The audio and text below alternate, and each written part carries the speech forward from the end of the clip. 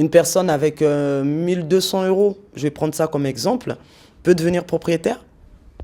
Oui et non. Aujourd'hui, beaucoup de monde se pose la question. Pourquoi acheter et ne pas rester en location? Où sont nos avantages? Où sont nos inconvénients? Où est notre intérêt? Acheter une maison. Acheter une maison, ça veut dire devenir propriétaire. Je préfère qu'on le présente comme ça. Oui, mais les gens se demandent, c'est difficile aujourd'hui quand même, par rapport à la conjoncture actuelle. Il est difficile d'obtenir un prêt au niveau de la banque. C'est vrai, c'est difficile. Mais les solutions existent.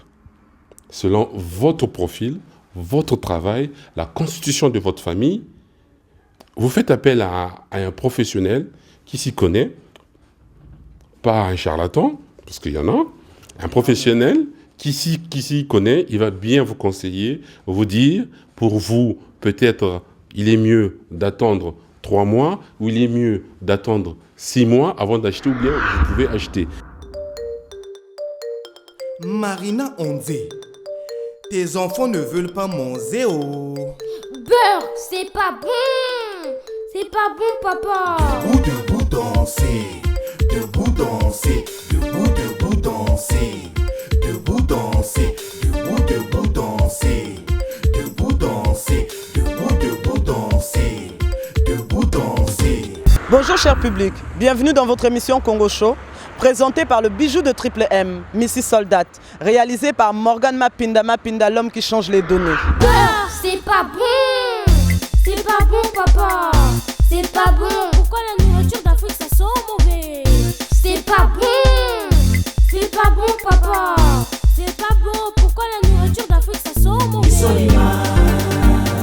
Isolima, Mwikolo, tu vas manger. Le moumako, tu vas manger. Même le bokaboni, tu vas manger. L'isolima, Mwikolo, tu vas manger. L'isolima, tu vas te contenter de l'isolima. L'isolima, Mwikolo, tu vas manger. Le moumako, tu vas manger. Même le bokaboni, tu vas manger. La conjoncture actuelle fait que le marché de l'immobilier est très en baisse. En cette période de crise économique, bon nombre de ménages considèrent ne pas avoir les conditions adéquates pour se lancer dans un projet immobilier. Aujourd'hui, nous allons suivre un agent immobilier indépendant qui va nous faire découvrir les facettes de son métier par la visite d'un logement dont il est chargé de la vente. Bonjour, c'est Madame Enakutsa. C'est vous que j'ai eu au téléphone hier. Bon voilà, donc c'est la maison dont je vous parlais hier. Donc nous sommes à Aulnay-sous-Bois. Donc c'est une maison qui est bâtie sur un terrain de 580 mètres carrés. La maison elle-même, elle fait 207 mètres carrés. Vous voyez, donc on a aussi des commodités à côté, les supermarchés et tout. Mais ça, je vous le dirai après. On va déjà voir ce que la maison a dans le ventre. Belle cuisine qui fait 25 mètres carrés. Alors, et donc là, on a une porte-fenêtre qui donne sur la terrasse avant, parce qu'il y en a aussi à l'arrière. Il y a aussi une terrasse à l'arrière. Donc une belle cuisine, lumineuse. Vous pouvez manger dedans, vous pouvez faire ce que vous voulez dedans. À mon humble avis, c'est une très belle pièce qui vous fait 65 mètres carrés avec des rosaces. Donc ça, c'est quand on ne veut pas mettre de tapis, mais les tapis sont déjà faits. Alors, je disais tantôt 65 mètres carrés. Là-bas, on a une cheminée avec un serre qui est bien fonctionnel, donc qui chauffe la partie salon. Il y a aussi des radiateurs qui chauffent. On continue, donc on est rentré par la cuisine, on passe dans le salon et on repart à l'entrée. Pour ceux qui ont une grande famille, franchement, on ne peut pas se marcher dessus. L'homme de la principauté de Monaco, Milos de Mwangassa, Mukutu Mbala. Nous avons suivi précédemment Eric Malanda lors d'une visite d'une maison dont il était chargé de la vente. Aujourd'hui, nous allons approfondir sur son métier.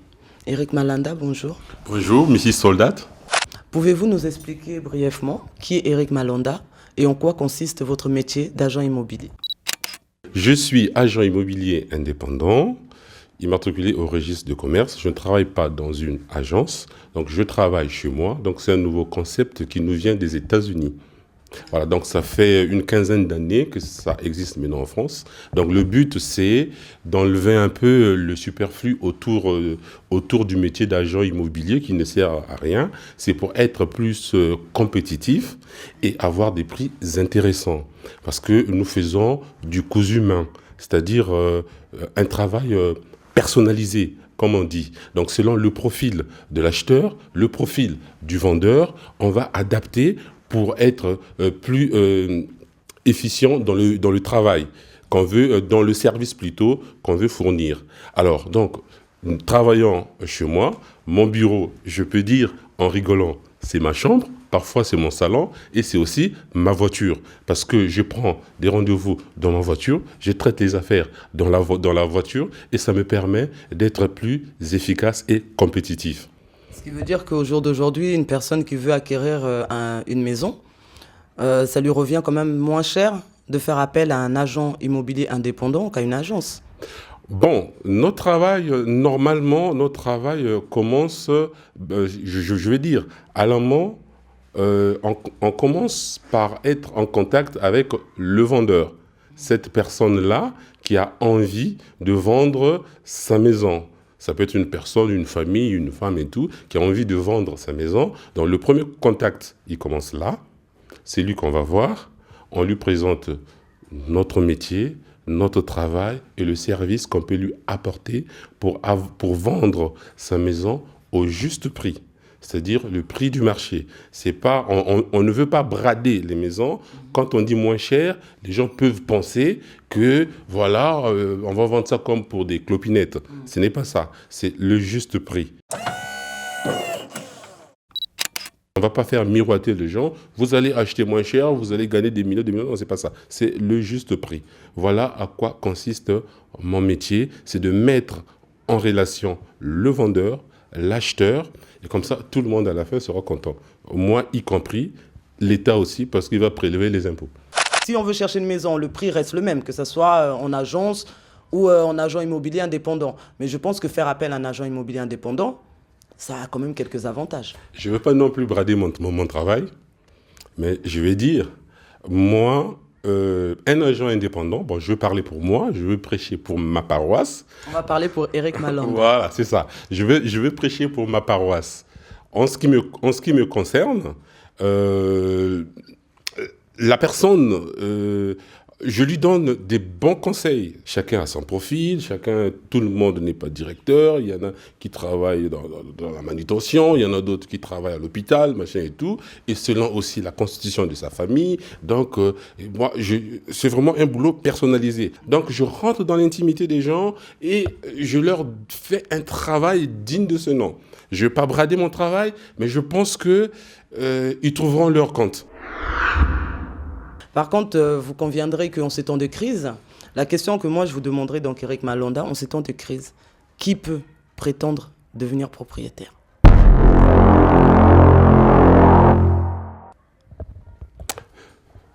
Je veux dire tout le monde.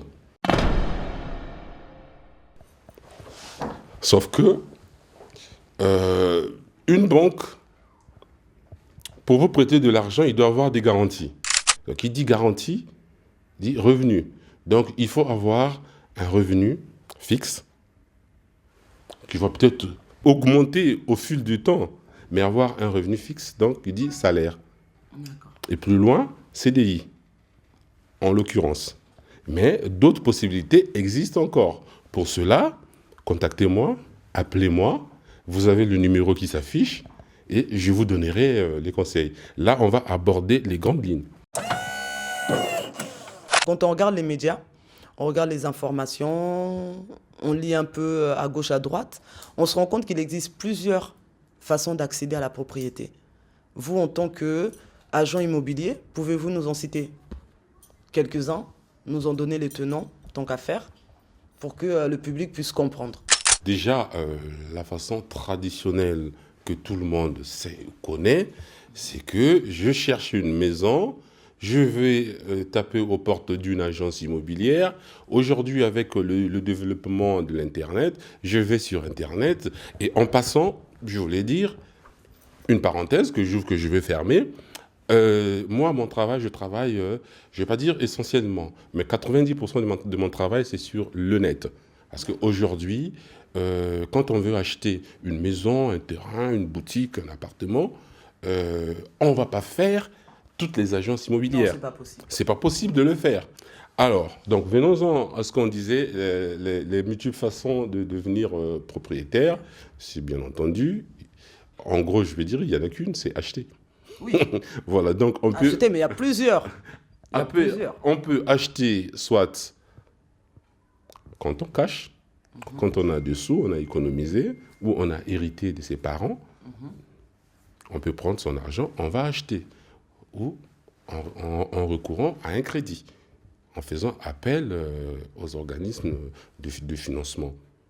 Voilà, il y a cette façon. Bon, maintenant, on peut dire, il y a ce qu'on appelle achat-vente ou location-vente. Aujourd'hui, Voilà. je vois, on peut voir hein, sur Internet. Et d'ailleurs, beaucoup d'agences commencent à proposer ce qu'on appelle la location-vente. Après, il y a aussi l'achat par viager.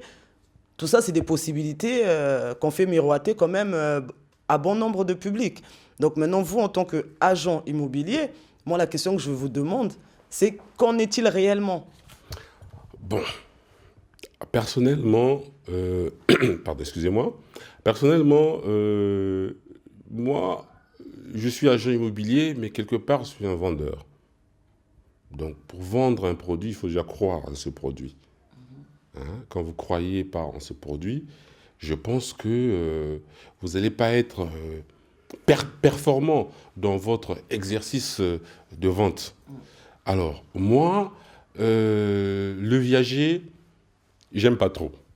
D'accord. Ça existe, il y en a qui font, c'est-à-dire ils achètent, ils donnent une partie et l'autre partie, c'est par versement mensuel jusqu'à attendre le jour où la vieille dame ou le vieux monsieur va casser sa pipe. Bon, moi, personnellement, je trouve ça mortifère et morbide. On a pu voir dans l'actualité donc quelqu'un qui avait acheté par viager, qui s'est retrouvé à devoir payer pendant 40 ans. Ah, j'aime pas, je le fais pas. Et ce qui est de la location-vente? Bon, la location-vente, je sais que c'est vraiment à la mode, non, beaucoup en parlent. Énormément. Ben moi, passez-moi l'expression, je trouve que c'est une carotte bien, bien préparée par ceux qui nous gouvernent. Vous voyez? Donc, ça se passe comment? Sur le loyer, il y a une partie qui part pour le loyer simple, pur et simple, et l'autre, c'est des réserves que vous mettez de côté. Et donc, le jour où vous allez décider à devenir propriétaire, on va défalquer, c'est-à-dire enlever ce que vous avez engrangé pendant ces mois ou ces années au prix initial de la maison. Donc, par exemple, si le prix était à 100 000 et que dans vos loyers que vous payez tout le temps, vous avez mis de côté 2 000, donc du coup, ce jour-là, quand vous devenez propriétaire, on va enlever, donc on va soustraire 2 000 des 100 000, vous allez payer que 98 000 que vous allez financer soit par vos deniers personnels, si vous avez des économies ou vous avez hérité, ou bien vous faites un crédit en bonne et due forme en banque. D'accord. Donc, en gros, si je comprends bien vos explications, vaut mieux partir dès le départ sur un crédit.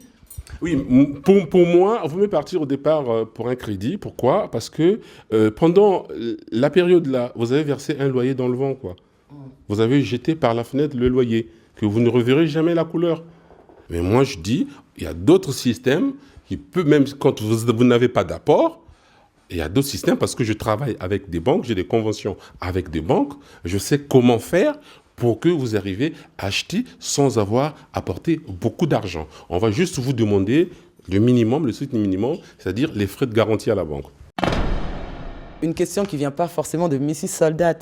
Cette question me vient tout droit de Ninel Vladimak, en direct de Château-Thierry, qui demandait « Demain, j'achète une maison. Je paye pendant 10 ans. Et au bout de 10 ans, j'ai plus de travail, j'ai plus rien. Je fais comment? Et j'ai plus l'argent pour payer le crédit. Je fais comment? Je perds la maison, je perds ce que j'ai déjà investi. Ça se passe comment? Parce qu'honnêtement, Mrs. Soldat, elle ne peut pas répondre à cette question.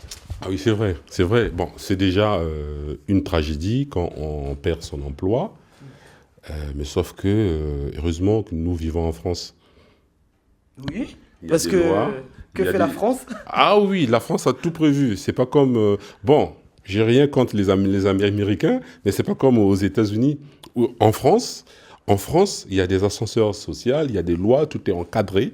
Non, la seule chose que je vous demande, il faut réagir à temps. Quand vous perdez votre travail, il faut juste réagir à temps. La meilleure façon de réagir, c'est de remettre en vente. Faites appel à des agences ou à des agents immobiliers indépendants comme moi, consciencieux bien sûr, et ils vont vous estimer votre maison ou votre appartement et vous allez le remettre en vente. Et voilà. Que pourriez-vous dire par rapport à cette situation qu'on rencontre de plus en plus souvent, hein?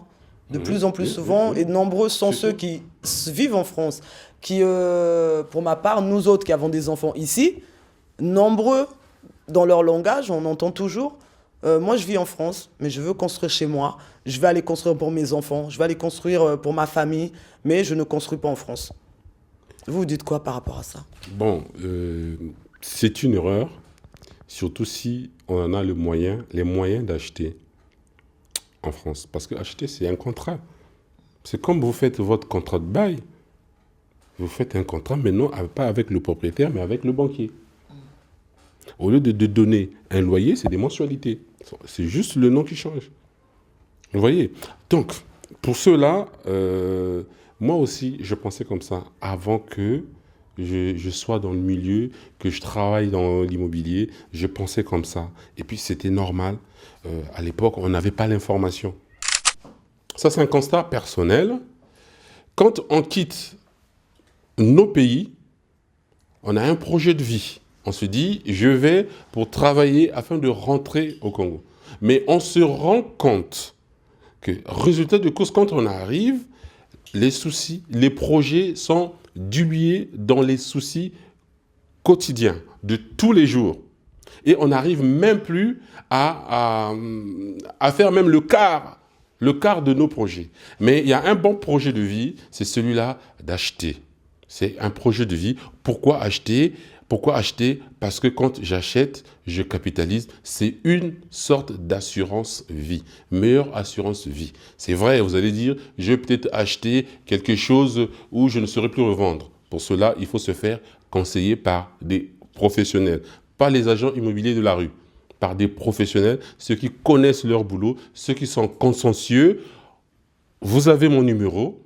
Vous m'appelez, je vous conseille. Le but de l'émission était que vous puissiez suivre Eric Malonda, dans Congo Show, afin qu'il puisse vous apporter des conseils et des réponses à toutes les questions que vous vous posez. Donc merci à vous, cher public, de nous avoir suivis dans Congo Show, l'émission qui change les données, toujours aux commandes avec le bijou de Triple M, Mrs. Soldat Tokos. C'est pas bon, papa.